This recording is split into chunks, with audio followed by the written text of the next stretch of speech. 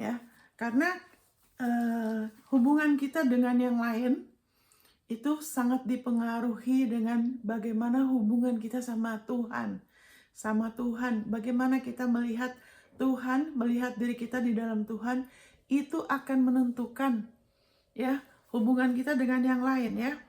Thank you Lord Jesus. Ya. Haleluya. Thank you Lord Jesus.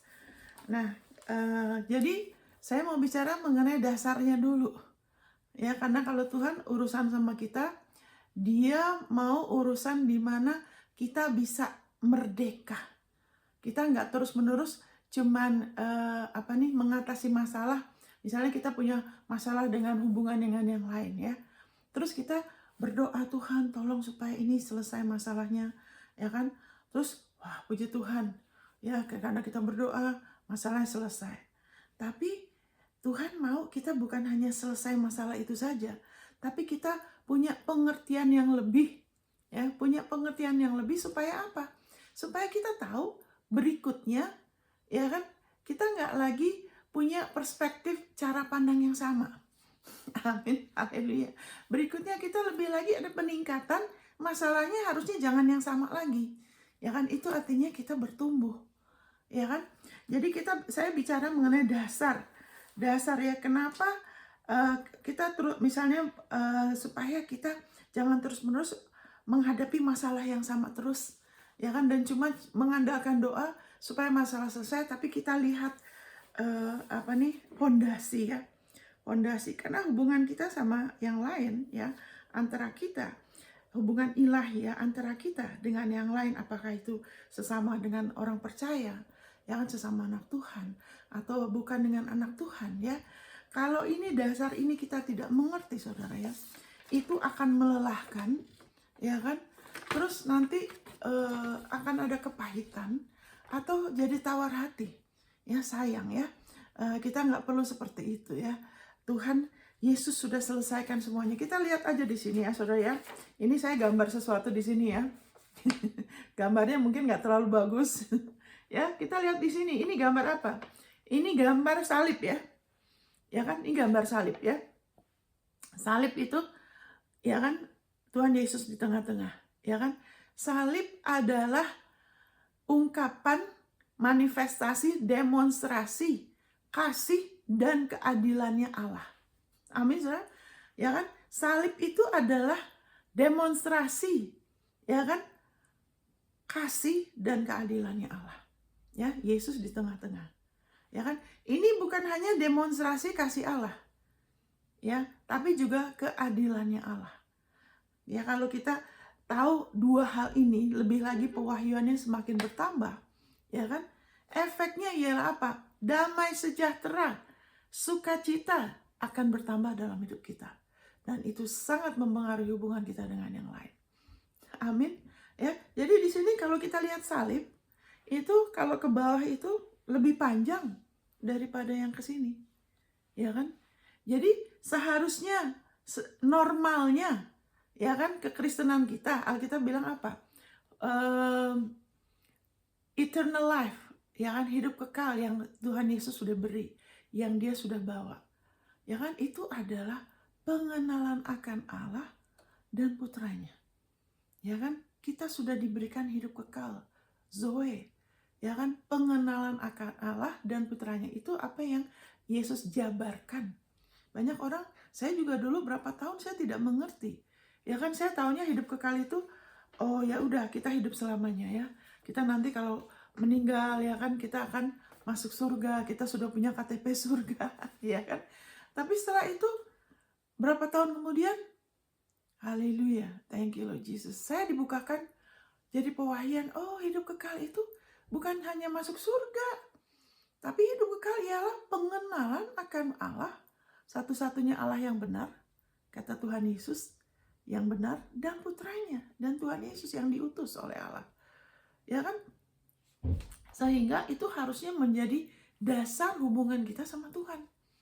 Ya kan? Dan ini, ya kan, salib ini ya. Salib. Jadi yang ke bawah bicara mengenai pengenalan kita akan Allah. Allah yang mengutus Yesus. Dia yang mengutus Yesus dulu, Dan harusnya pengenalan kita akan Bapa, ya kan, putranya, itu harus lebih dalam, ya kan, harus lebih dalam daripada kita kepada sesama. Kalau kita tidak tidak ada akarnya, ya kan, pengenalan kita tidak berakar betul, pengenalan kita nanti akan memberi efek ke samping, akan memberi efek bagaimana kita hubungan dengan yang lain. Jadi salib itu, Yesus tuh di tengah-tengah, ya kan. Allah tuh memang dahsyat sekali ya. Kalau Allah itu bertindak, beberapa hal tuh bisa sekaligus jadi gitu. Karena dia Tuhan ya, dia bukan manusia. Kalau manusia kan mengatasi masalah satu-satu, ya kan. Tapi kalau Tuhan tuh enggak, dia Allah ya. Kalau dia melakukan sesuatu, beberapa hal bisa jadi sekaligus, dan dia sangat harmonis. Dia tidak bertolak belakang ya, tidak ada kebingungan di dalam diri dia, semuanya harmonis. Jadi kalau ada orang yang bingung, tidak mengerti, jangan bikin kesimpulan sendiri, tanya sama dia, cari. Merendahkan diri, mau terbuka. Nanti akan dapat pengertian yang benar, karena Allah itu tidak bertolak belakang. Makanya dikatakan jangan sesat ya. Ya kan, setiap anugerah yang baik dan sempurna dari Tuhan. Kenapa banyak orang sesat? Ya kan, terus ngambil kesimpulan sendiri, jangan. Karena dia harmonis ya. Jadi di sini, ya kan, Yesus di tengah-tengah. Jadi bagaimana? Ya kan, kalau kita mau ke sesama kita harus lewat Yesus. Ya kan, lewat penebusannya. Supaya apa? Supaya sinkron. Ya kan, antara sesama kita lewat Yesus. Terus ke Tuhan juga lewat Yesus. Ya kan? Semuanya harus Yesus yang jadi pusat. Ya kan, penebusan Yesus ini kasih Allah, kasih dan keadilan Allah yang harus jadi pusat. Ya kan? Nah, kita lihat contohnya. Kenapa? Ya kan, kalau kita lihat di dalam tubuh Kristus, ya kan, dia adalah Raja Damai yang kita nyanyikan. Oh, Yesus Raja Damai. Wah, dia hebat, kasih Allah besar. Tapi kalau kita lihat, kita perhatikan banyak perselisihan, sakit hati, kekecewaan, tawar hati, ya kan, ngumpul di gereja secara fisik, ya kan, tapi hatinya tidak terbuka, ya kan. Si Anu sakit hati sama si B, si Anu sakit hati marah sama si A, terus si D, ya kan, iri sama si C. Kenapa begitu? Haleluya, thank you Lord. Kenapa begitu, saudara? Thank you Lord. Sebentar ya ini ya. Kenapa ada orang yang tulis ke saya? Haleluya.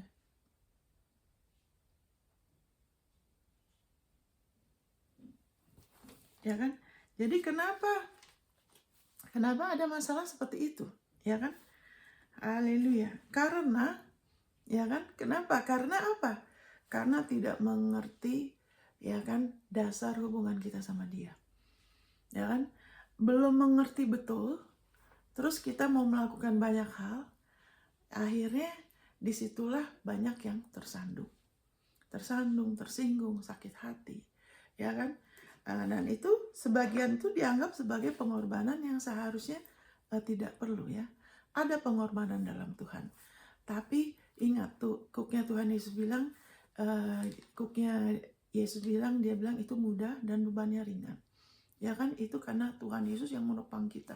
Ya kan, salib, ya kan, pikul salib itu, saudara, waktu kita pikul salibnya dia, berarti apa? Menjadikan Yesus sebagai pusat, kasih Allah sebagai pusat, penebusannya sebagai pusat.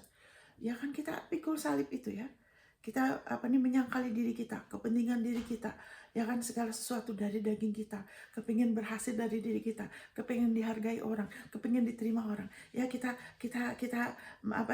menyangkali diri kita, kita percayakan diri kita untuk sama dia yang angkat kita izinkan dia, ya kan, kita lagi pikul salib, saudara, salibnya akan angkat kita, salibnya akan mengangkat kita, amin. Jadi ingat, haleluya, kita tidak perlu melakukan hal-hal yang Yesus sudah genapin. Oke, sekarang kita langsung aja ke dasarnya ya. Kita langsung ke dasarnya. 1 Yohanes 4 ayat 10. Inilah kasih itu. Ya kan, ini dasarnya saudara. Kalau saudara dan saya, kita tidak diteguhkan atas kebenaran ini, akan selalu ada rasa takut. Rasa takut itu akan buka pintu sama iblis. Itu sangat mempengaruhi hubungan kita. dengan saudara seiman, dengan orang lain. Rasa takut itu ada tormennya, ada siksaannya, ada tekanannya, opres, kayak tekanan batin. Ya kan, sesuatu yang mengganggu kita.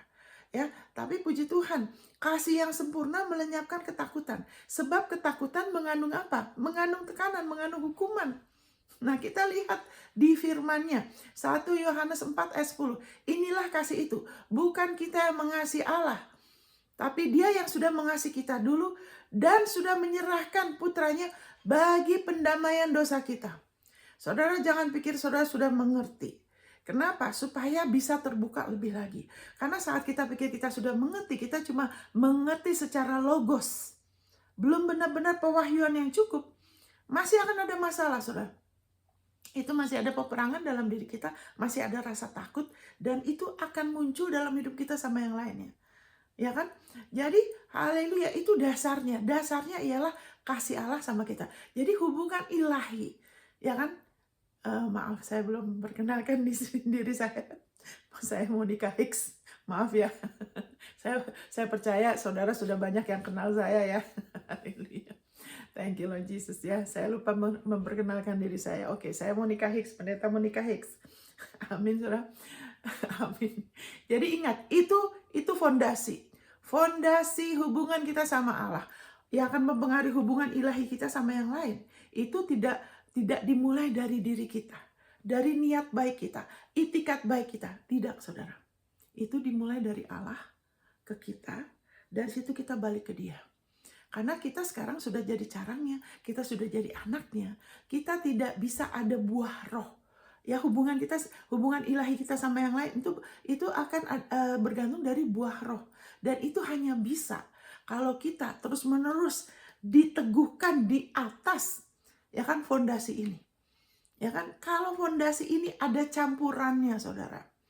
Ada campurannya. Ya kan? Nanti waktu ada badai, waktu ada masalah, Alkitab bilang sewaktu badai datang. Berarti apa? Akan ada badai, akan ada tantangan. Nanti rumahnya ada bagian rumah kita yang roboh, ada bagian dari yang kita lakukan itu akan roboh. Ada sesuatu yang fondasinya ada campurannya. Supaya bisa tahan uji, ada badai, rumah kita tetap nggak ada bagian yang roboh. Kita harus izinkan firman-Nya terus-menerus memperbarui kita, menguduskan kita. Firman-Nya, Alkitab mengatakan, Tuhan Yesus bilang di Yohanes 17, ya kan, kuduskanlah mereka dalam firman-Mu. Firman-Mu adalah kebenaran. Amin. Firman-Nya akan menguduskan kita lagi. Berarti apa? Memerdekakan kita dari cara-cara dunia, dari daging, dari kekuatan kita sendiri. Kita akan semakin merdeka. Makanya damai sejahtera dan sukacita semakin bertambah. Oke, kita langsung saja, saudara. Kita langsung saja. Ini dasarnya, dasar hubungan kita, hubungan ilahi kita dengan yang lain. Itu bukan mulai dari kita. Makanya saya tidak akan bilang, oh saudara harus begini, saudara harus begitu ya. Itu tidak begitu. Karena kita sekarang sudah di perjanjian baru. Buah roh itu, ada buah. Ya kan, seperti anak, ada keintiman. Makanya ada anak yang normal ya. Terus buah timbul karena apa? Ada kehidupan. Firman-Nya yang benar, firman kasih karunia. Ya, dikatakan firman kasih karunia itu Kisah Rasul 20 ayat 32 itu akan membangun kita dan menolong kita menerima warisan kita sehingga kita bisa berbuah, ya kan? Kita lihat di sini ya. Thank you Lord Jesus ya. Thank you Lord Jesus. Kita langsung aja ke Ibrani pasal 1. Saya bacakan.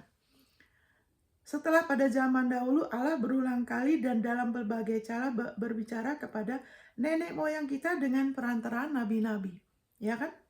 Maka pada zaman akhir ini Ia telah berbicara kepada kita dengan perantaraan anaknya yang telah Ia tetapkan sebagai yang berhak menerima segala sesuatu yang ada. Haleluya. Oleh Dia Allah telah menjadikan alam semesta. Ia adalah cahaya kemuliaan Allah dan gambar wujud Allah dan menopang segala yang ada dengan firman-Nya yang penuh kekuasaan.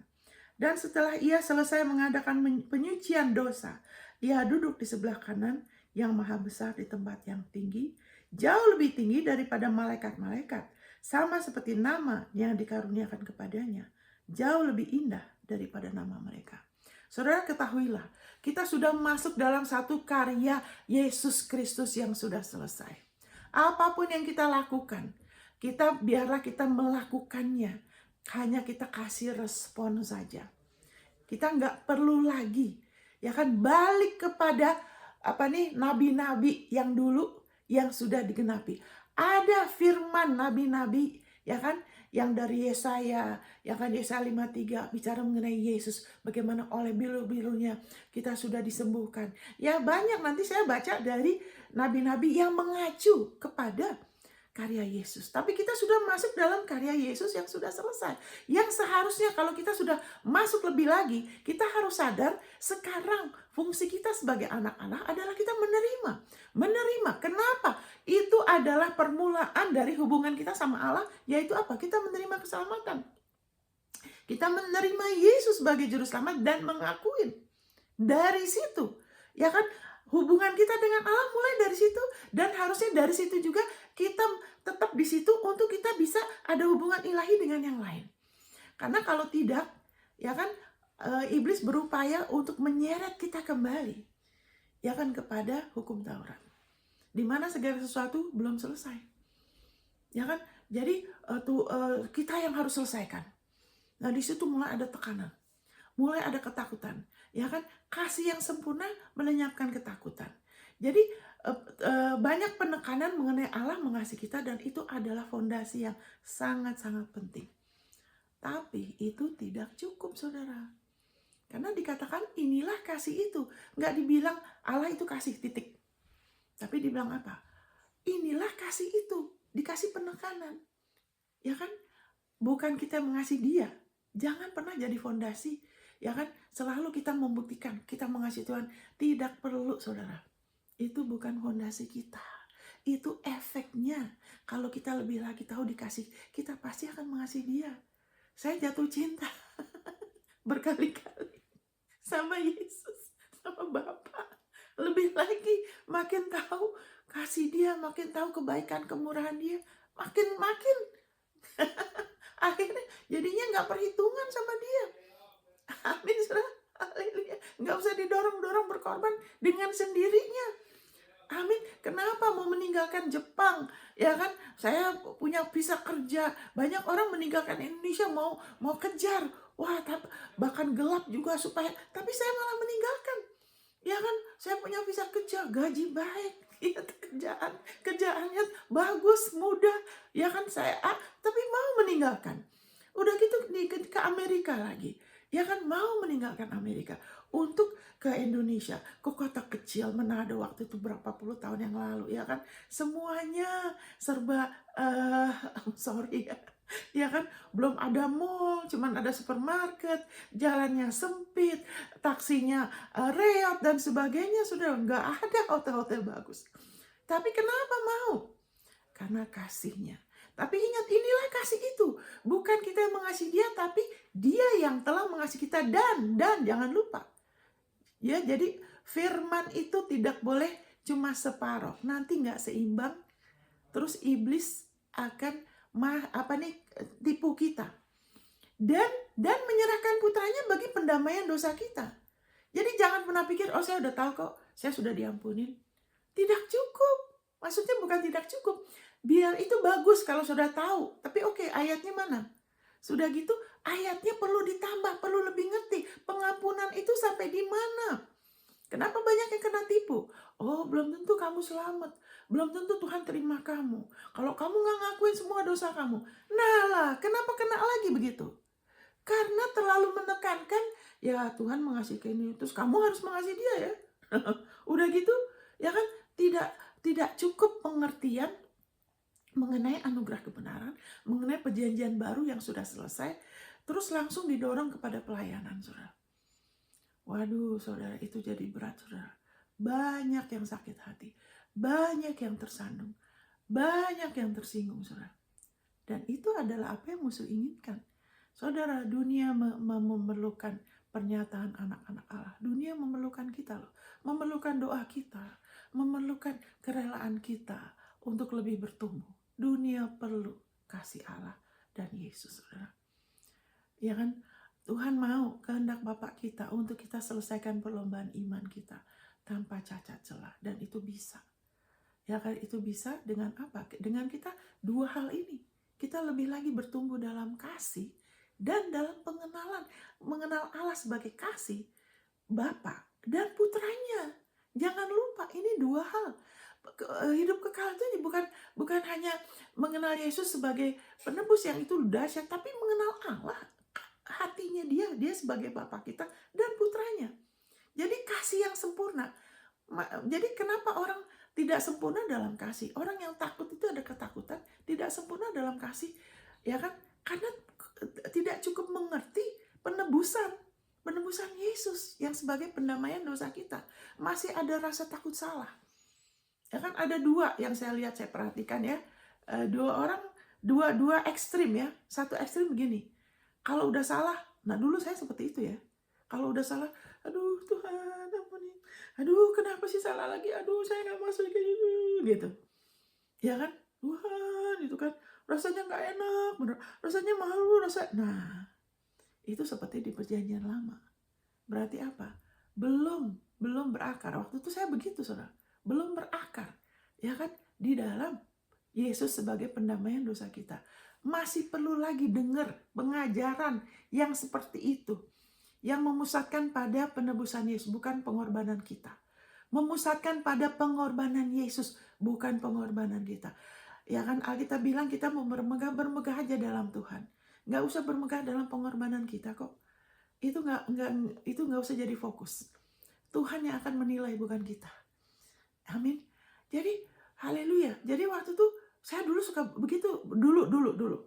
Tapi belakangan puji Tuhan lebih merdeka. Itu seperti di perjanjian lama. Dulu kalau mereka bersalah, ya kan, seperti Ayub kalau punya masalah, rasa gimana, mereka lemparin abu, duduk di abu. Terus harus, Tuhan gimana. Supaya apa? Supaya mohon pengampunan Tuhan. Nah itu satu ekstrim. Ekstrim yang lainnya apa? Ada orang nggak mau ngaku salah. Selalu nyalahin orang atau setan. Itu ekstrim yang satunya. Nggak terlalu mau dengar nasihat, defensif ya. Kenapa? Karena orang itu belum dapat pewahyuan, dia sudah diampuni betul. Jadi paling nggak suka kalau ditegur. Paling nggak suka kalau diingatkan. Dianggapnya semua itu marah. Kalau saya bilang, kamu jangan itu. Oh, Ibu Monica marah. Saya tidak marah. Saya lagi ingatkan kamu. Seperti orang, itu bannya kamu tuh longcer loh. Harus kamu kuatin. Nanti jangan sampai tabrakan. Wah, Ibu Monica marah. Saya tidak marah. Ya, tapi orang-orang seperti itu yang masih mau dibenarkan dari perbuatannya, itu paling tidak suka ditegur. Tidak bisa terima teguran, karena teguran itu dia anggap sebagai penolakan, seolah-olah ditolak gitu loh, ya kan? Nah puji Tuhan ya, kita bisa di tengah-tengah ya, kita bisa di tengah-tengah, saudara. Kita bisa seimbang. Ini salib seimbang, kita bisa seimbang, menjadikan Yesus sebagai pusat, karena Yesus adalah ekspresi, ya kan, kasih dan keadilan Allah.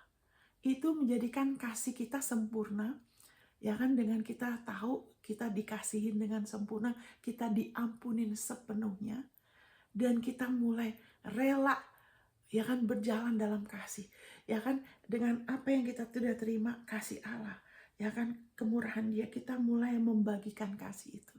Dan itu haleluya menjadikan kita lebih lagi berakar dalam kasih. Jadi yang menjadikan seseorang itu takut ya, orang itu takut banyak macam ya, orang itu takut ditolak. Ya kenapa orang itu nggak bisa ditegur, nggak mau nasihatin, terus kayak selalu jadi sedih, terus jadi rasa down. Karena lagi berdiri di atas perbuatannya kelayakan sendiri. Jadi waktu ditegur, dia kayak jatuh, down. Kenapa? Harusnya kalau kita berdiri di atas batu karang, ya nggak apa-apa kan ditegur. Kan kita nggak dihakimin kok, nggak dihukum kok.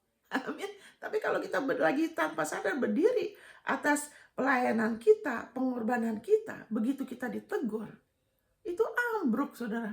Rasa down sekali. Karena kalau batu karang kan tidak bisa. Batu karang itu kan tahan uji, saudara. Biar kena ombak, ada badai, batu karang itu tetap. Jadi kabar baik. Nah, waktu itu sempat berapa mungkin tahun lalu itu muncul lagi ya. Saya pernah melakukan kekeliruan. Terus udah nih, aduh kenapa sih salah lagi? Aduh, terus langsung Tuhan ingatkan saya. Dia bilang, kamu harus bersikap baik sama diri kamu. Oh. Karena diajarinnya apa? Itu kerendahan hati. Kalau gitu, aduh Tuhan apa? Padahal Tuhan nggak begitu. Kenapa? Karena ingat, Yesus. Nih, Yesus sudah merendahkan dirinya buat kita. Sekarang kita orang benar, kita hidup oleh iman. Kita nggak perlu merendahkan diri kita oleh diri kita. Kita hanya perlu merendahkan diri kita dengan kita menerima penebusan Yesus. Jadi Tuhan bilang, kan kamu sudah diampunin. Kamu gak dihukum kok. Bersikap baik sama diri kamu. Oh, jadi biasanya kenapa? Anak saya pernah ngingetin, Mam, udah tenang aja, gak usah sempurna. Iya kan? Jadi saya belajar. Kalau saya salah, udah tenang aja. Gak apa-apa. Tuhan, saya mulai ngakuin firman-Nya aja. Saya belajar menerima. Kenapa penting? Karena bagaimana saya memperlakukan diri saya akan perlakukan orang lain seperti itu. Amin, saudara. Haleluya. Allah bilang, dan ini sesuai firman ya. Kita nggak boleh bilang Roh Kudus bilang itu kalau nggak sesuai firman loh. Kita nggak bisa bilang itu kalau kita masih belum terlalu ini firman. Nggak bisa. Kita harus izinkan firmannya lebih banyak sehingga kita bisa tahu ini dari Tuhan atau bukan. Ya kan? Karena firmannya bilang kita nggak lagi dihukum kok. Tuhan Allah nggak kirimkan Yesus untuk menghukum kita atau untuk menuntut kita. Amin. Dia datang untuk berikan hidup. Jadi Tuhan bilang, saya aja bersikap baik sama kamu. Allah itu selalu baik. Amin, saudara. Dia kasih, dia sempurna, dia mendidik kita, dan dia tidak mendidik kita dengan kita dikasih penyakit, kemiskinan, bencana. Tidak, karena Alkitab sudah bilang jangan sesat ya. Setiap anugerah yang baik, itu Yakobus 1 ayat 16-17. Setiap anugerah yang baik sempurna berasal dari Dia. Allah itu hidup. Segala yang Dia berikan itu akan menyebabkan ada restorasi, pemulihan, kesembuhan, ya kan, peningkatan, kemerdekaan. Hidupnya adalah terang manusia, itu akan mengusir kegelapan. Di Taman Eden tidak ada tuh rasa tertekan, ya kan, kebencian, persaingan tidak ada sebelum manusia jatuh. Di surga juga nggak ada. Dan Allah sudah manifestasi berdoa kehendaknya Allah, ya, kehendak Tuhan Yesus supaya kita mengalami surga di bumi. Amin, saudara. Jadi kasih yang sempurna apa? Kita perlu tahu dua hal ini. Dan bisa bertumbuh dalam dua hal ini. Bertumbuh dalam kasih, dalam pengenalan akan Allah, dan bertumbuh dalam pengertian kita akan pengorbanan Yesus. Kalau kita lebih fokus itu, orang gak usah disuruh. Orang itu pasti mau, saudara. Gak usah disuruh, kamu harus berkorban ya gitu. Nah itu jadi kembali ke hukum Taurat. Ya kan? Makanya kita dengar lagi. Nah kita sudah tahu itu kasih yang sempurna dua hal. Ya kan? Allah, kasih Allah, demonstrasi kasih Allah, Yesus, dan keadilannya Dia. Sebab kalau kita belum cukup mengerti, belum berakar dalam anugerah kebenaran, dalam pengampunan Dia, ada ketakutan, dan dari ketakutan itu iblis akan kasih hal-hal yang tidak benar, penyesatan, akan banyak perselisihan,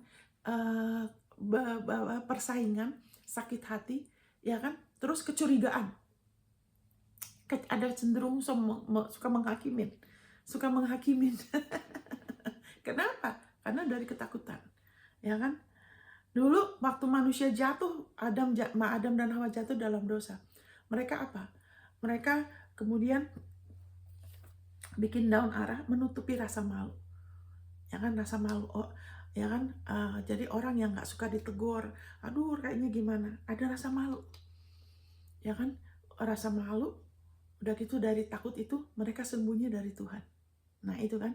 Jadi sekarang ini beberapa tubuh Kristus belum, jiwanya belum merdeka betul dari rasa malu, dari penolakan. Ya kan, dari penolakan. Makanya susah sekali menerima teguran, nasihat. Ya kan? Itu dianggap sebagai penolakan. Terus nanti mengucilkan diri, menutup diri.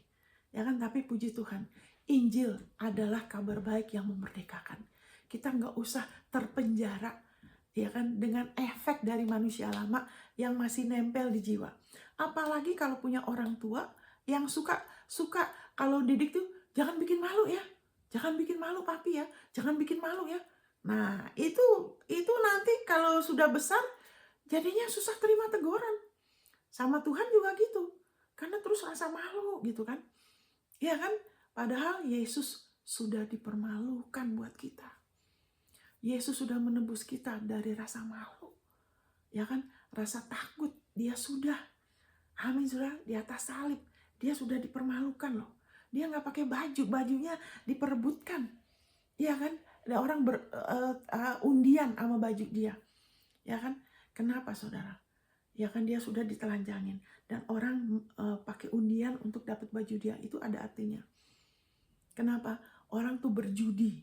Ya kan, berusaha sekali kepingin dapat baju, kepingin ada kemuliaan, kepingin diterima Tuhan. Wah, seumur hidup mengasingkan diri di mana? Ya kan, puasa, pakai baju cuma satu warna. Ya kan, begini dan gitu. Ya kan, berjudi karena belum pasti. Kepingin dapat kemuliaan itu. Tapi saudara dan saya sudah punya loh. Saudara sudah punya. Karena Yesus sudah berikan kebenarannya untuk saudara dan saya. Untuk menutupin rasa malu kita. Kita nggak usah lagi, ya kan, dalam menghadapi, aduh nggak enak, aduh malu, orang pikir apa. Kita sudah dimerdekakan dengan cara apa? Dengan kita mau terima kebenarannya. Kita baca ya, kita baca saudara ya. Di sini ya, supaya ini fondasi, supaya kita lebih merdeka, sehingga hubungan kita dengan yang lain itu kita lebih lagi Tuhan bisa pimpin kita, ya kan, lebih ada kemerdekaan dan kita bisa menjadi berkat buat yang lainnya sembari kita sendiri terpelihara, ya kan. Kita baca di Ibrani 8 ayat 6 ya. Bentar saya baca ke Ibrani 8 ayat 6.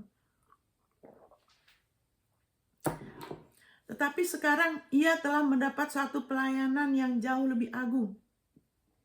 Karena ia menjadi pengantara, bicara mengenai Yesus. Sekarang Tuhan Yesus, Tuhan Allah berbicara mengenai Yesus. Karena ia, haleluya, pengantara suatu pelayanan yang jauh lebih agung.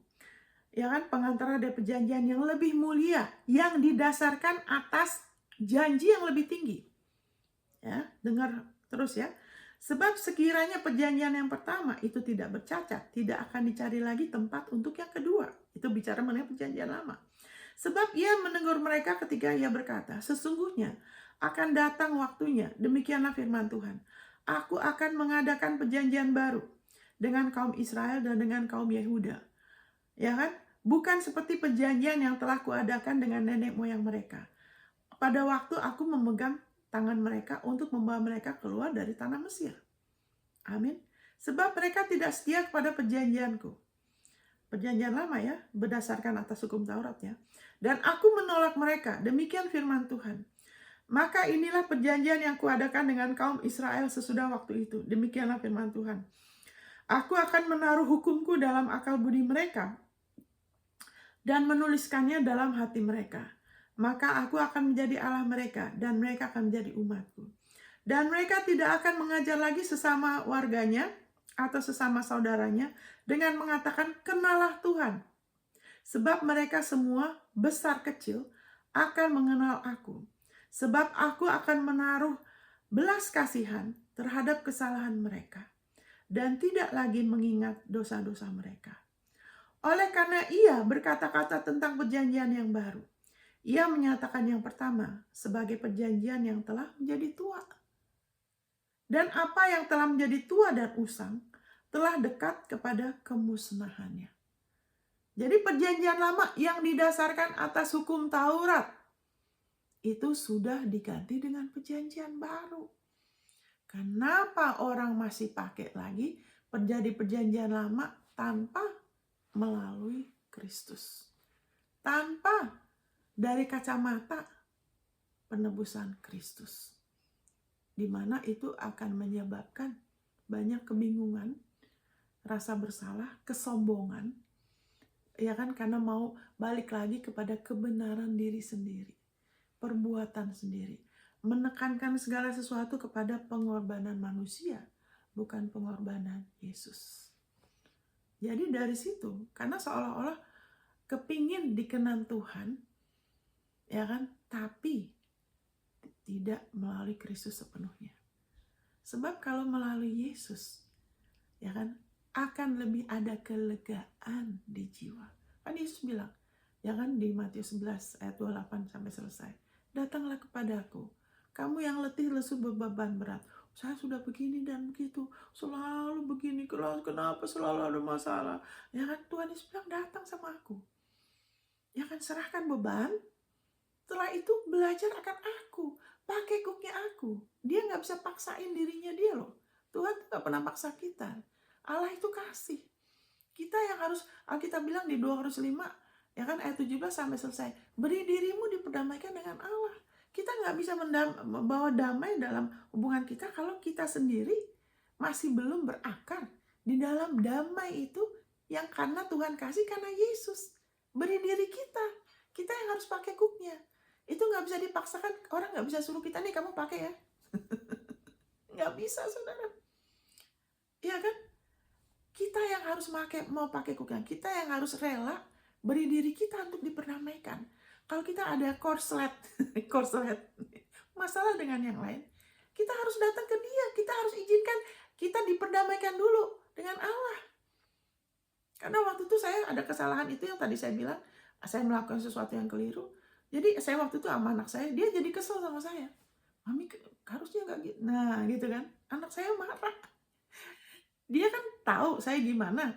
Dia juga harusnya kan udah tahu kenapa kok salah lagi. Gitu, manusia kan gitu. Kalau manusia, anak saya kan masih belum sempurna. Ya kan, dia belum dewasa jadi ya, oh gitu dia marah. Tapi waktu saya diam, ya kan, disitulah, ya kan, saya beri diri saya dulu, saya ingatkan lagi, saya ayatnya lagi, ya kan, ya saya ayat-ayatnya bagaimana Yesus sudah menjadi dosa, ya kan, saya mulai, ya kesalahan saya ini sudah dihukum, sudah dihakimi, Yesus sudah dipermalukan, ya kan, karena kesalahan saya di depan banyak orang, karena lagi capek, kurang tidur, ya kan, tapi disitulah, waktu saya balik ke firman, ya kan, datang ke dia. Saya beri diri saya diperdamaikan. Karena anak saya lagi marah sama saya. Dia kesel. Jadi waktu saya diperdamaikan, kita tenang. Alkitab bilang di atas itu pendamaian. Waktu kita beri diri kita lagi dan lagi dan lagi, sampai Yesus datang lagi. Amin. Kita harus mau rela terus, terima terus, ya kan, pengampunannya kita, supaya jiwa kita diperbarui, jiwa kita lebih merdeka. Itu hooknya dia. Jadi waktu saya memberi diri saya diperdamaikan, diri saya dulu dengan dia, ya kesalahan saya ini, aduh saya malu kok depan orang, tapi enggak, Tuhan Yesus sudah dipermalukan buat saya. Ini sudah dihakimin dalam Yesus. Dia sudah tanggung itu. Terima kasih Bapak, saya enggak lagi dihukum. Ya kan, Yesus adalah kebenaran saya. Wah, saya ada damai. Dan di situ baru saya dengar Tuhan. Dia bilang, kamu harus bersikap baik, jangan menghukum diri kamu lagi. Saya aja nggak hukum kamu. Oh iya ya. Kalau Tuhan aja yang sempurna, kita ini bilang, aku tidak ingat-ingat kesalahanmu. Ini perjanjian baru ini. Sekarang perjanjian kita dengan Allah itu tidak langsung, saudara. Kita tidak punya perjanjian langsung dengan Allah. Kita punya perantara, dan itu bukan pendeta. Saya pendeta loh, saudara. Perantara kita sama Tuhan itu bukan pendeta. Saya pendeta. Ya kan, tapi saya oleh anugerah Tuhan, saya pendeta perjanjian baru. Saya nggak mau, ya kan, campur atau perjanjian oleh anugerah Tuhan. Alkitab bilang, aku menjadikan kamu jadi sufficient untuk jadi pelayan-pelayan perjanjian baru. Karena hukum yang di loh batu itu hukum Taurat, yang perjanjian lama itu mematikan. Tapi hukum Perjanjian baru, pelayanan perjanjian baru, pelayanan itu akan menghidupkan. Amin, saudara. Jadi balik lagi waktu itu memberi diri saya diperdamaikan, bagaimana saya sendiri tidak dihukum, malah udah jelas salah, lagi capek, lagi lemah, lagi keliru, tindakannya keliru, tapi Tuhan tidak hukum saya. Yesus sudah dihukum. Jadi waktu saya damai, terus saya bilang sorry ya sama anak saya. Udah dari situ biasa lagi. Dia udah gak marah lagi, dia juga jadi tenang. Karena waktu saya beri diri saya diperdamaikan, damai, hidupnya Allah, damainya Allah mengalir itu ke anak saya juga. Sehingga dia gak lama-lama ngambeknya. Dia gak lama-lama marahnya, dia juga tahu. Itu akan mempengaruhi, saudara. Makanya kita gak bisa langsung. Sekarang kita tuh cuma carang. Carang itu bergantung dari pokok. Kita gak usah meneguhkan kebenaran kita sendiri melalui pelayanan kita, pengorbanan kita, itu jangan jadi pusat. Akan banyak masalah nanti. Ya kan, kekecewaan, saya sudah begini, seperti anak sulung itu. Tuhan selama ini aku kan, Bapak selama ini kan aku sudah taat. Kok itu dia nggak seperti aku, dia udah bikin habis warisannya Bapak, kok dia diterima lagi, malah dipestain. Kenapa? Karena anak sulung ini mentalitasnya, nah ini mentalitas anak Tuhan yang sudah lama ikut Tuhan, yang kita harus perbaruin. Kita harus mengacu kepada perjanjian baru loh. Kalau sudah dibilang dia nggak ingat kesalahan kita, ya udah, kenapa harus ngakuin lagi supaya Tuhan ampunin? Kalau kita ngakuin kayak tadi saya udah salah, saya ngakuin karena saya sudah diampunin. Karena Yesus sudah dihukum buat kesalahan itu, saya tidak lagi dihakimin, tidak lagi penghukuman, itu Roma 8 ayat 1. Saya sudah diperdamaikan, saya sudah jadi ciptaan baru, Allah tidak ingat, saya yang harus diingatkan. Saya harus beri diri saya diperdamaikan. Karena firman-Nya bilang ini perjanjian baru. Perjanjian baru bilang Tuhan gak ingat-ingat dosa kita. Dengan iman kita orang benar. Kita juga orang benar bukan karena kita berbuat yang benar loh. Kita orang benar karena kita sudah lahir. Demikian waktu kita terima Yesus. Karena Yesus itu adalah kebenarannya Allah. Kebenaran mutlak, kekudusan sempurna yang Allah akuin. Waktu kita terima dan mengaku Dia sebagai Tuhan, kebenaran itu diperhitungkan kepada kita. Makanya dikatakan Daud menyebut kita sebagai orang-orang yang diberkati. Daud loh. Daud yang raja. Tapi dia hidupnya penuh dengan peperangan, dengan apa? Karena dia juga ada kasih karunia, tapi tidak sepenuhnya dia di bawah hukum Taurat. Makanya waktu dia salah, dia kena. Dia harus terus-menerus bertempur.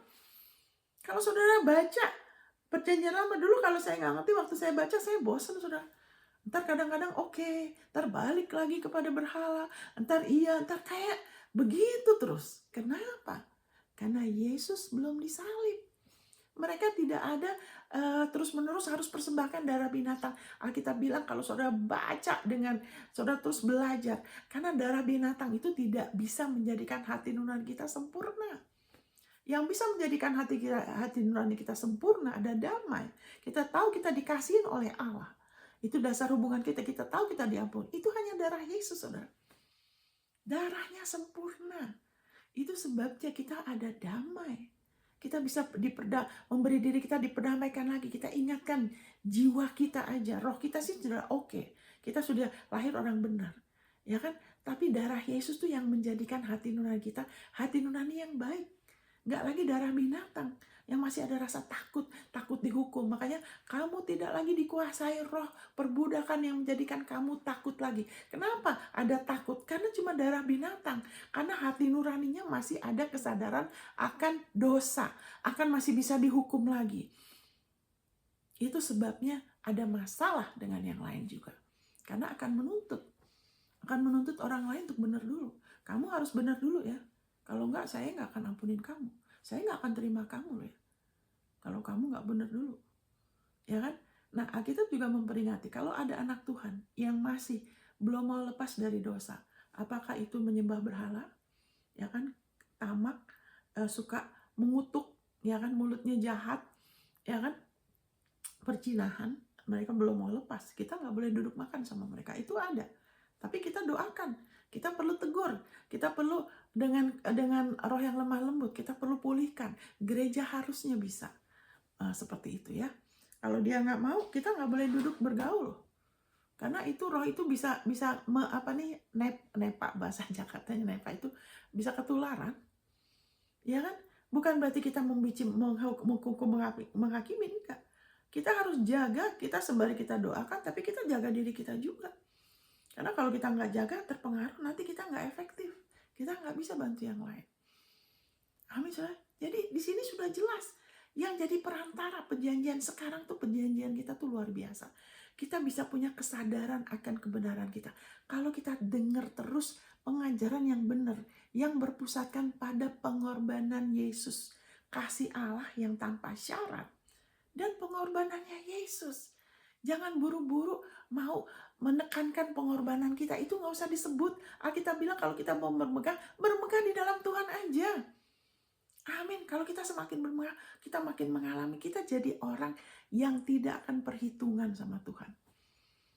Amin, saudara. Kita akan jadi orang yang murah hati. Kenapa beberapa orang punya masalah dalam menabur? Karena belum mengerti, ya kan, kemurahannya Tuhan. Karena kalau sudah mengerti, dengan sendirinya kita akan jadi orang yang suka memberi loh. Orang yang suka menabur, saudara. Nggak usah disuruh-suruh. Tapi kita akan lebih lagi tahu bagaimana beroperasi ya, kalau kita lebih tahu kasih Allah ya. Jadi balik lagi, ya kan, kesadaran bahwa oleh darah Yesus Allah tidak ingat-ingat kesalahan kita, dan perantara kita dengan Allah itu bukan lagi hamba Tuhan, bukan pendeta. Yesus perantara kita. Pendeta dikasih untuk kita bertumbuh dalam Tuhan. Untuk pendeta itu seperti saya mengarahkan saudara kepada Yesus, kepada penebusannya, bukan kepada diri saya loh. Saya bisa sebagai contoh, ya kan, kita pendeta perlu jadi contoh, ya kan, kayak gitu. Saya kasih contoh, ini loh caranya supaya saudara bisa dibantu, karena saya juga mengalami. Amin, haleluya, thank you Lord Jesus. Tapi perantara kita tuh Yesus, makanya apa-apa ke Yesus dulu, baru ke pendeta. Pendeta dikasih untuk nolong bertumbuh, bukan perantara kita ke Tuhan. Amin. Jadi sekarang perjanjian yang kita miliki itu adalah perjanjian antara Yesus, ya, Yesus Kristus dengan Allah Bapa, dan kita sebagai beneficiary, kita sebagai tubuhnya yang menerima manfaat dari jeripayahnya Yesus. Yang berjeripayah tuh Yesus. Dia yang sudah dipermalukan, yang sudah disesah, sudah mengalami penyiksaan, sudah menampung murka Allah sampai Allah harus menolak, memalingkan, meninggalkan dia, supaya saudara dan saya, haleluya, tidak akan pernah lagi ditinggalkan oleh Allah selama-lamanya. Jadi kalau ada yang mengajarkan, oh belum tentu Tuhan terima, padahal orang itu mau hidup buat Tuhan, ya kan, orang itu sudah gini, oh tapi belum tentu. Itu gak sesuai. Karena firman Tuhan bilang, dia gak akan ingat kesalahan kita, dia tidak akan pernah meninggalkan kita. Roh Kudusnya ada di dalam kita selama-lamanya loh, saudara. Apa arti selama-lamanya? Ya selama-lamanya. Jangan izinkan ada pernyataan roh, ada nubuatan, ada mimpi, ya, menjadikan firman itu berubah. Makanya hiduplah oleh firman Kristus. Jangan hidup oleh nubuatan. Nubuatan itu harus sesuai firman. Nah, kenapa saya ngomongin ini perjanjian baru? Kenapa orang masih coba comot dari perjanjian lama terus coba aplikasikan kepada tubuh Kristus? Itu akan bawa kebingungan. Akan banyak perselisihan. Nanti pakai pedang bukannya lawan iblis, lawan saudara seiman, saudara. Tuhan kasih kita pedang bukan untuk kita saling menusuk loh, untuk kita main pedang-pedangan. Suami istri juga gitu, kita bicara mengenai hubungan ilahi. Suami istri, suaminya ntar terancam, dia belum tahu, ya kan, bahwa dia dikasihin, dia belum cukup mengerti, dia sudah diampuni, dia pakai ayat sama istrinya. Kamu harus tunduk dong. Nggak boleh, saya bilang. Ya kan, puji Tuhan ya. Suami saya nggak begitu. Kalau sampai lagi melemah gitu, saya ingatkan, tidak boleh. Karena firman itu buat saya. Orang lain nggak, dia sebagai suami nggak boleh pakai firman itu untuk pukulin saya. Nggak boleh untuk serang saya, nggak boleh. Saya juga nggak boleh sebagai istri.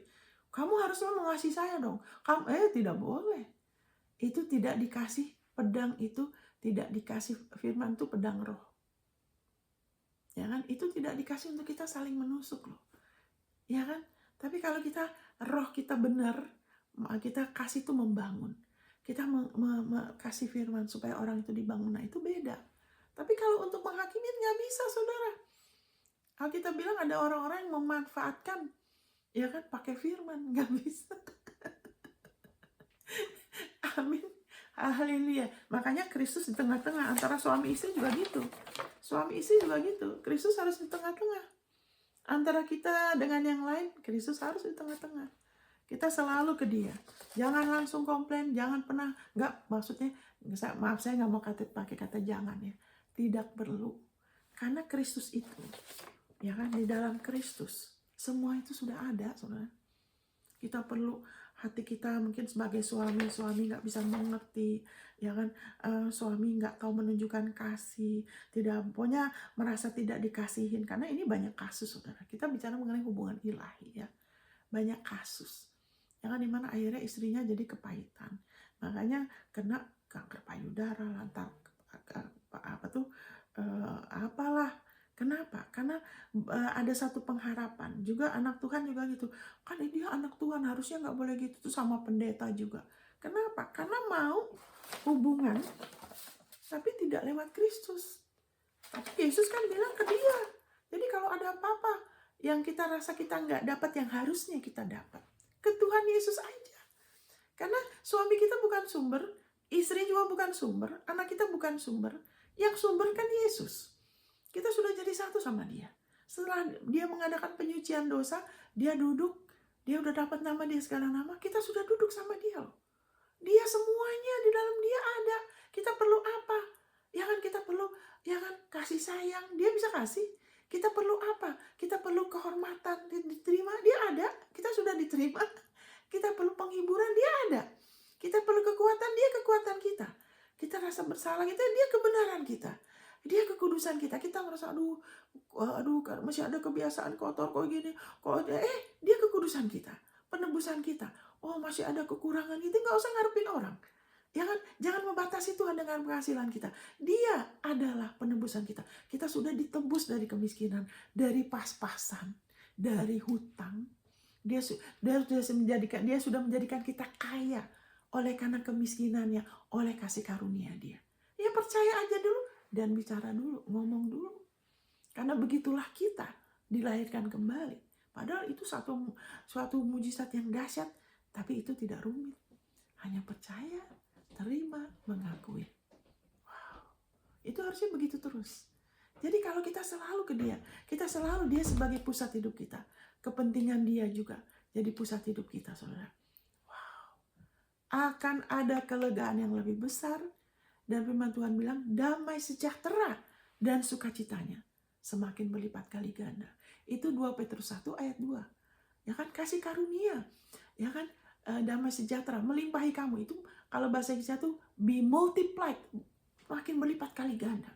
Melalui pengenalan akan Allah yang sudah mengutus Yesus, yang mengasihi kita tanpa syarat, ya kan, dan putranya, ya, yang sudah jadi pendamaian bagi dosa. Makin kita mengenal dengan benar, ya kan, tidak berpusatkan pada apa yang kita lakukan buat dia, tidak menjadikan pelayanan kita, pengorbanan kita sebagai pusat, sebagai fondasi, ya kan, tapi dia batu karang kita, kebenaran dia. Kita berdiri karena Yesus saya sudah dibenarkan, karena Yesus saya selamanya tidak akan dihukum, karena Yesus sudah menggenapi hukum Taurat untuk saya. Itu sebabnya saya layak menerima berkat-berkat yang luar biasa. Saudara, saat kita begitu, saudara, firman Tuhan mengatakan saya baca di Yesaya 32, saudara. Yesaya 32. Ya kan? Yesaya 32 ayat 17. Di mana ada kebenaran, di situ akan tumbuh damai sejahtera. Dan akibat kebenaran ialah ketenangan dan ketentraman untuk selama-lamanya. Wow. Yesaya 32 ayat 17. Ya kan? Bahasa Inggrisnya lebih tepat ya. Karena bukan hanya di mana ada kebenaran, tapi the work, ya kan, kerja anugerah kebenaran. Saat kita mengaktifkan, ya kan, anugerah kebenaran kita, ya kayak gitu kan. Waktu saya udah salah, saya beri diri diperdamaikan, saya mulai mengakuin bagaimana Yesus sudah tanggung rasa malu saya, rasa terhukum. Waktu saya mengaktifkan dengan apa? dengan saya mengakuin, saya percaya lagi, merendahkan diri saya lagi. Saya tidak perlu berdiri terus berargumentasi. Ya tapi kan saya begini, kan begini dan begitu. Ya kan? Tidak. Tapi beri diri aja. Saya lagi apa? Work. Saya lagi mengaktifkan anugerah kebenaran. Itu akan ada damai sejahtera. Dan itu yang saya alami. Saya ada damai. Terima kasih Tuhan. Wow, Engkau aja yang sempurna. Engkau gak hukum saya. Malahan Engkau, ya kan, menaruh hukuman itu atas Yesus. Wow, ada damai saudara. Ya kan? Makanya dikatakan the work of righteousness. Kerja anugerah kebenaran adalah damai.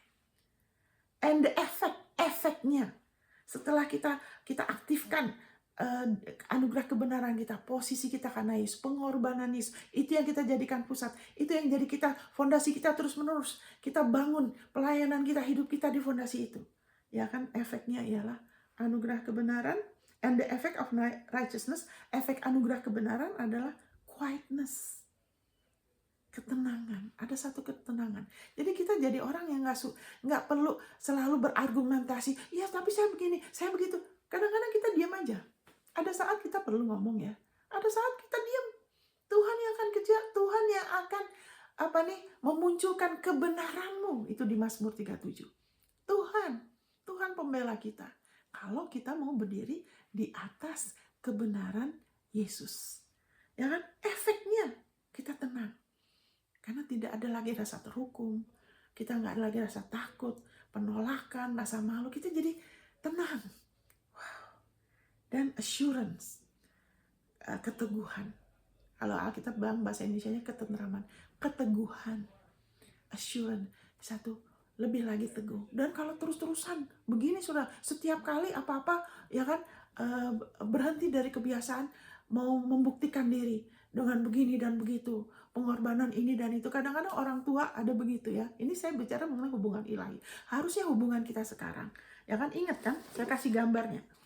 Hubungan kita dengan sesama kita, termasuk suami, anak, siapapun juga, itu kan harus lewat Yesus. Ya kan? Jadi, haleluya. Jadi kadang-kadang orang tua itu, kalau udah rasa bersalah, kita sebagai orang tua, terus mau kompensasi. Kompensasinya dengan apa? Terus mau membenahin dengan berbuat ini dan itu, gitu loh. Dan itu tidak perlu, saudara. Kita orang benar, kita hidup oleh iman. Tidak perlu membetulkan kesalahan kita. Saya ulangi lagi, tidak perlu membetulkan kesalahan kita dengan kekuatan kita sendiri. Kita bisa dengan apa? Dengan iman, saudara. Kalau segala sesuatu kita harus betulkan, ya kita kan masih harus bertumbuh. Nanti apa yang kita mau coba benahin itu jadinya nggak murni, saudara. Nggak murni loh. Ada orang tua gitu, rasa bersalah mungkin, kurang pakai waktu sama anak, ya khawatir, kejam melulu. Jadi dari situ kompensasinya apa? Beliin anak ini, kasih anak itu. Tapi itu tidak menolong hubungan mereka. Itu bukan hubungan ilahi yang seperti itu.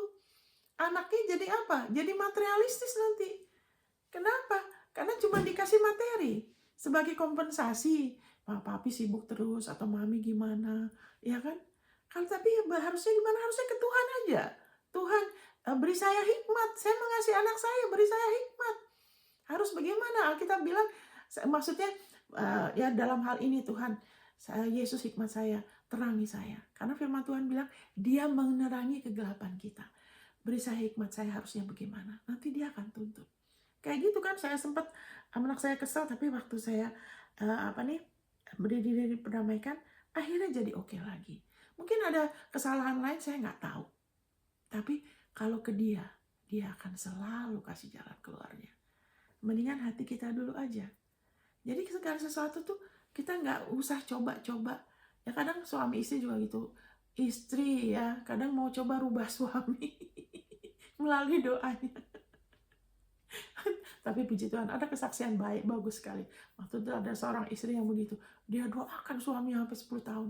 Sampai dia udah capek, dia bilang, waduh Ibu Monica, saya sudah berdoa 10 tahun. Kenapa tuh? Kenapa tidak bekerja doanya?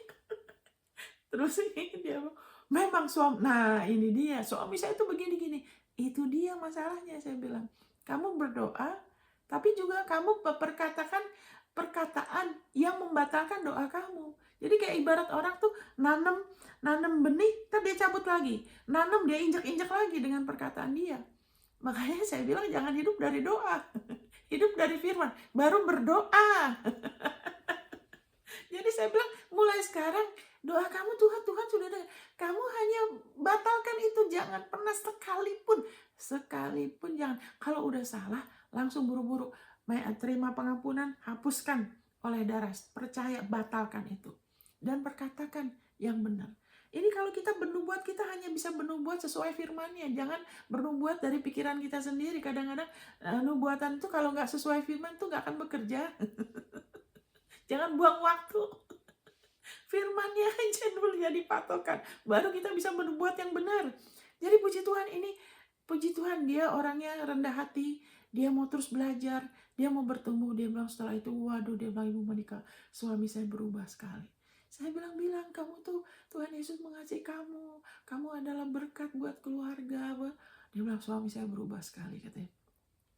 Dia jadi baik. Enggak, murah hati. Ya, kenapa? Yang berubah istrinya dulu. Dia beri dirinya. Saya ingatkan, Tuhan sendiri nggak menuntut saudara kamu begitu kok. Kenapa kamu mau nuntut dia? Nggak bisa. Terima dulu. Kita adalah carang. Kita nggak bisa beri apa yang kita belum punya. Untuk kita bisa berbuah, buah itu kan untuk orang lain ya. Kalau pohon mangga itu kan buahnya bukan untuk pohon mangga itu sendiri kan. Buahnya kan tuh kan dinikmati sama yang lain. Ya terima aja dulu. Orang bilang apa, bilang ke dia aja, oh Tuhan terima kasih. Orang mungkin salah ngerti. Saya juga pernah dimaki-maki. Padahal bukan salah saya. Tuhan mau saya keluar dari satu organisasi. Karena organisasi itu enggak kadang orang niat baik tapi kalau tidak berakar dalam kasih yang sempurna, niat baik itu jadi fondasi, jadi repot, saudara. Jadi saya tahu ini nggak sesuai firman, ya kan, lebih mementingkan ya kan kepentingan denominasi itu daripada kepentingan Kristus ya.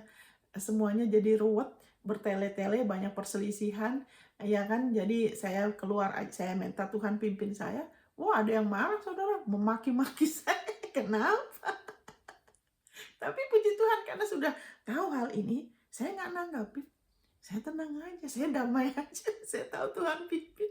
Jadi nggak usah kaget dalam kita berjalan sama Tuhan. Apalagi kalau kita lebih mengerti mengenai pengampunan. Alkitab bilang kalau kamu dianiaya karena anugerah kebenaran, ya kan, besar upahmu. Bukan karena kesalahan kita, bukan karena kita tidak mengerti, ya kan, bukan karena kekerasan hati, ya kan, tapi karena kita tahu kita damai, kita tahu kita dipimpin Tuhan, ada damai, ya kan, kita berjalan dalam kasih, ya kan, kita nggak usah takut. Yesus sempurna, tapi ada orang yang benci dia, makanya dia disalib, ya kan. Kadang-kadang ada guru sekolah minggu, semua orang suka Yesus. Nggak semua orang, tidak semua orang mau terima Yesus. Ada yang benci sama dia loh. Padahal dia mengasihin. Dia mati untuk setiap orang. Ya kan? Tapi tetap itu adalah roh antikristus. Bukan roh anti Tuhan, roh antikristus. Yang paling nggak suka, ya kan, kalau anak-anak Tuhan ngutak-ngatik anugerah kebenaran. Ngutak-ngatik mengenai pengorbanan darah Yesus. Mereka langsung bereaksi. Kenapa? Karena kita bilang, ya kan, yang mau dari keturunannya Ismail, ya kan, itu bukan dari anak perjanjian, itu akan menganiaya yang dari roh. Ya kan, makanya kita yang sudah jadi anak Tuhan, baiklah kita mau, jangan kita pikir kita sudah tahu. Baiklah kita lebih mengerti perjanjian baru dulu. Jangan suka comot-comot perjanjian lama kalau belum mengerti betul mengenai perjanjian baru. Karena nanti akan selalu ada ketakutan mau menyempurnakan. Jadi Yesus sudah mulai dari Yesus tidak jadi penyempurna imannya karena mau menyempurnakan dengan jeripayahnya sendiri. Dengan pelayanannya, pengorbanannya. Tidak perlu. Dia mula penyelesai iman kita, dia penyempurna iman kita. Kita sudah dalam satu karya di mana semuanya sudah disiapkan. Kita hanya perlu ikut dia aja. Makanya Tuhan itu Tuhan. Kita hidup buat dia. Dia gembala kita.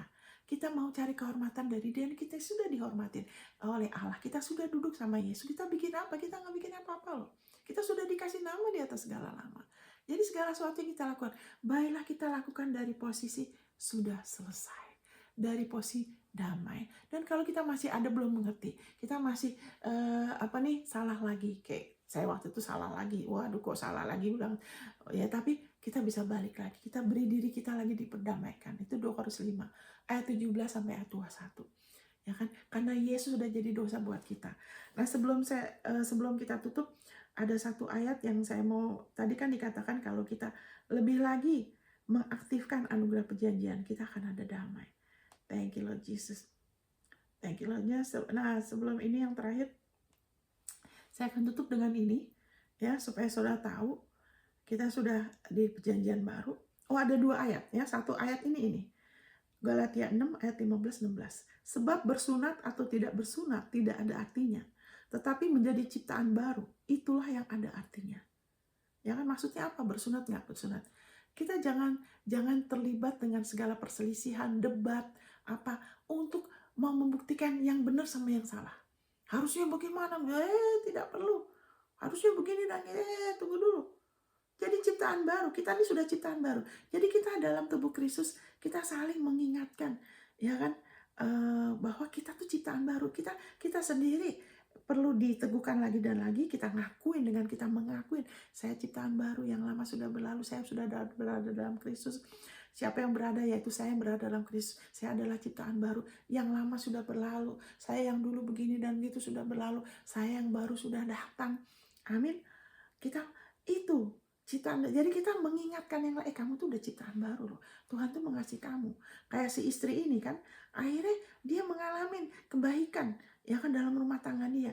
Karena dia rela mengingatkan suaminya, kamu tuh, Tuhan Yesus mengasihi kamu, ya kan, kamu tuh berkat buat keluarga, Tuhan Yesus menerima. Jadi mendorong yang lain untuk sadar kamu tuh ciptaan baru.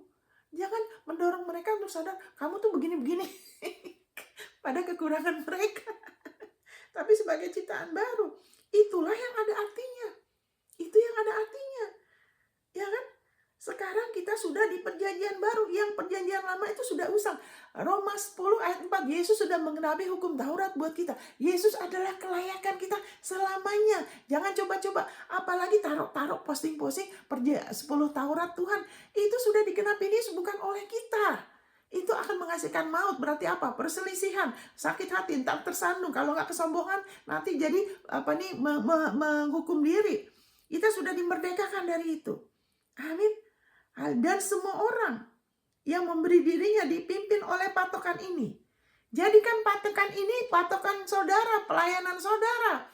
Apa kan? Bisnis saudara. Saya bisnis, kenapa? Saya ciptaan baru. Tuhan punya tujuan buat kemakmuran saya. Bukan hanya untuk keluarga saya, maunya saya, tidak. Tuhan punya tujuan, saya partner dia, saya ciptaan baru, dia kepala saya, dia yang pimpin saya. Jadi segala sesuatu, baiklah kita beroperasi dari posisi ini sebagai ciptaan baru. Tidak ada penghukuman. Saudara dan saya akan salah lagi, keliru lagi. Tenang aja. Sudah disiapkan semuanya. Jalan keluarnya sudah ada. Kita bisa beri diri kita lagi diperdamaikan. Kita bisa terima lagi kelimpahan. Bahwa saya sudah diampunin. Firman mengatakan di Ibrani 10, ayat 10 sampai ayat 16. Di Ibrani 9, di Roma pasal 4 tuh banyak sekali waktu kita ngakuin lagi. Damai lagi. Jadi kita jadi orang yang tahan uji. Amin. Kita ada sesuatu.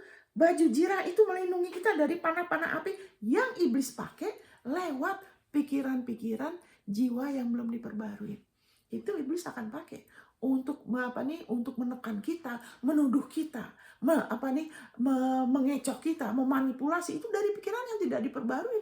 Sama seperti waktu Petrus sama Yesus lagi ngomong pengorbanan dia. Petrus tarik dia ke samping bilang, oh kamu tidak akan disalib. Oh Yesus bilang, nyala kamu iblis. Yesus nggak ada ngaling-ngaling. Dia nggak dia ngomong baik, dia tegas, dia bilang, nyala kamu iblis. Dia bilang gitu. Kita harus tahu kalau ada sasaran, kita harus kenalin itu saudara seiman kita tuh bukan musuh kita. Musuh kita tuh bukan darah dan daging, itu roh-roh jahat yang beroperasi mau coba serang kita lagi. Makanya Yesus bilang apa? Kamu itu lebih mementingkan apa kepentingan manusia? Kepentingan manusia itu apa? Yang penting kelihatan baik di mata orang, ya kan? Dari luar kelihatannya agamawi ya, tapi dalamnya enggak. Tapi enggak benar. Bukan kepentingan Tuhan, lebih kepentingan manusia. Makanya nasihat saya, jangan hidup dari nubuatan. Jangan tinggikan yang profetik lebih daripada firman. Tinggikan Yesus pengorbanannya, firmannya. Nanti saya ada karunia nabi loh. Saya ada saat saya ngomong, makanya saya mengalami, tapi itu harus di dalam firman dulu. Nah, ada saat kita menubuat bisa keliru, dan kalau tidak sesuai ya sudah jangan. Amin. Supaya apa? Kita stabil. Karena yang menjadikan kita stabil itu hanya pengorbanan Yesus, batu karang kita. Makanya kita bilang yang percaya Yesus kebenarannya tidak akan dipermalukan. Saudara dan saya tidak akan dipermalukan loh. Kalau kita terus-menerus percaya bukan pada pengorbanan kita, pada apa yang kita lakukan, kita ganti. Karena di perjanjian baru ini, ciptaan baru, siapa kita? Itu yang ada artinya. Bukan apa yang kita lakukan dulu. Siapa kita? Dia memberi dirinya dipimpin patokan ini. Turunlah kiranya damai sejahtera dan rahmat atas mereka dan atas milik Israel. Galatia 6, 15, 16. Sekarang di perjanjian baru adalah siapa kita. Siapa kita. Bukan apa yang kita lakukan lebih dulu. Siapa kita. Kita adalah ciptaan baru. Mari setelah itu baru kita melayani sebagai imam, siapapun. Ya kan ada yang gembala, rasul, penginjil. Tapi dari posisi kita sebagai ciptaan baru. Bukan supaya kita tidak ditipu iblis menjadikan pelayanan kita, pengorbanan kita sebagai jati diri kita. Nanti bisa ambruk. Waktu ada badai bisa jatuh. Rasa down, rasa apa, kenapa? Kita tidak lagi berdiri di atas. Ya kan? Apa yang Yesus sudah lakukan. Dan dia sudah menjadikan kita sebagai ciptaan baru. Bukan jeripaya kita kan. Amin. Wow. Semakin kita tinggikan dia. Wow, semakin damai. Waduh saudara, ini saya mau ada satu ayat kok saya jadi lupa ya. Yang mana? Saya rasa mungkin ini cukup ya saudara ya. Thank you Lord Jesus. Tadi sebetulnya ada satu ayat apa nih? Haleluya, thank you Lord Jesus. Sebentar ya saudara ya. Thank you Lord Jesus. Ya, saya rasa cukup aja sampai di situ. Thank you Lord Jesus. Haleluya. Thank you Lord Jesus. Ini saya akan berikan patron doa ya. Gini saudara bisa mendoakan untuk diri saudara dari Filipi 1 saudara. Ya, sebelum saya tutup saudara bisa doakan imam-imam yang ikut ini. Ini bisa jadi patron doa. Saya sudah berikan, siapa yang mau bisa kasih kopinya patron doa ini ya. Filipi 1 ayat 9 dan 10. Dan inilah doaku. Semoga kasihmu makin melimpah dalam pengetahuan yang benar dan dalam segala macam pengertian.